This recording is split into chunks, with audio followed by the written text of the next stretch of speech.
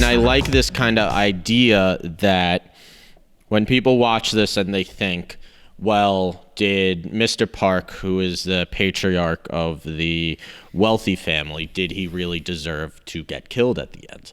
And I always say, like, his main crime is his indifference. It's not so much that he's actively causing harm to the poor people. He's not the reason that they're poor, but his crime is how much he doesn't care and how much he goes to make sure that the problems of his workers and the problems of just poor people in general, that he never has to see. And yeah, I don't know. I mean, like, he was more of, to me, his character is showing, like, how he's also just kind of buying hook, line, and sinker, this almost like an American dream. I don't know much about Korea, but just the idea of, like, just, you know, try to make it as, you know, high up in your field as you can, and, you know, just like, he seems to be disconnected from, like, his family in a way and his life, and, like, he just, you know, I don't see him so much as, like, a intentionally bad person. I don't see him as intentionally bad either. Yeah. And that's kind of the point, is that he's not, none of the rich characters are trying to do harm. Yeah. It's really Specifically the wife, but also, you know, the wife has kind of created this safe space of her house that she does not want the problems of the poor or, like, anything to do with, like, the lower class to kind of invade that.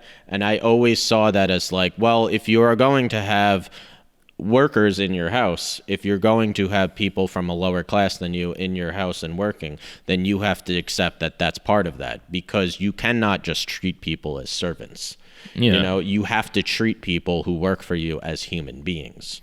And so we talk about how the Kim family kind of, you know, they finesse their way in to all be some sort of, like, house worker for the Park family by basically tricking them into firing all their house workers. And I bring this up on my breakdown of really, like, the reasons why these people are fired, of their house workers are fired, with, like, the most egregious thing that they can do is what's called or whatever. Egregious. Like, the worst thing that they could do is what Mr. Park refers to as crossing the line. Right. Basically, you are on the lower class. It's funny because he never really explains what that even means. It's a phrase he uses a lot that he doesn't mean. He doesn't fully explain it. But I always thought of it as, there's a line between me and you. Yeah. I'm wealthy, you are poor. When you come into my house to work, you do not bring that over the line. Yeah, sure. I mean, I think it's more of, like, you know, have, like, your job face, and, like, don't show me, like, I don't need to know about. Yeah. You know, essentially the same thing. And if you watch the cinematography of this movie, a lot of the worker characters and the rich family are shot with literal lines between them. There's one scene. I didn't catch that. Well, there's one scene in the beginning of when we first meet Mrs. Park. Mm-hmm. That she's kind of passed out at the table in the backyard. Yeah. And you see there's the housewife, the housekeeper on one side, and then there's Mrs. Park on the other, and Mrs. Park is asleep, and the window creates a line between them. Oh, interesting. And you see that the housekeeper steps over the line to kind of snap. Oh, wow.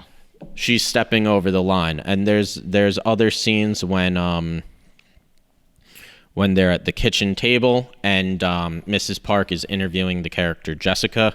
The fridge creates a line in between them, and then when Jessica kind of starts getting personal, the camera changes and that line is gone, of, like, Jessica has stepped over the line. That's interesting. Yeah. But when I talk about the reasons that the former housekeeper and driver are fired, is kind of like, you are bringing issues of the poor people into our house.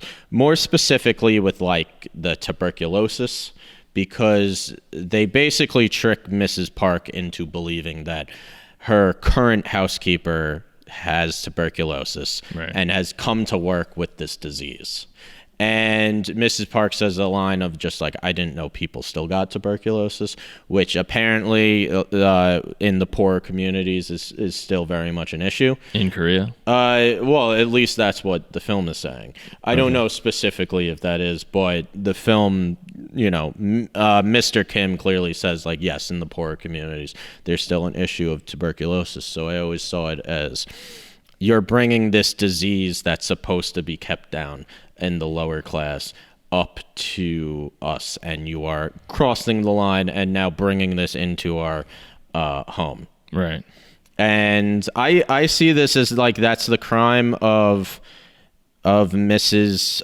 Park, is really just, she's created this space in her home and she does not want any of the problems of the outside world coming in. And that if you do bring any of these problems in, you are going to lose your job because of it.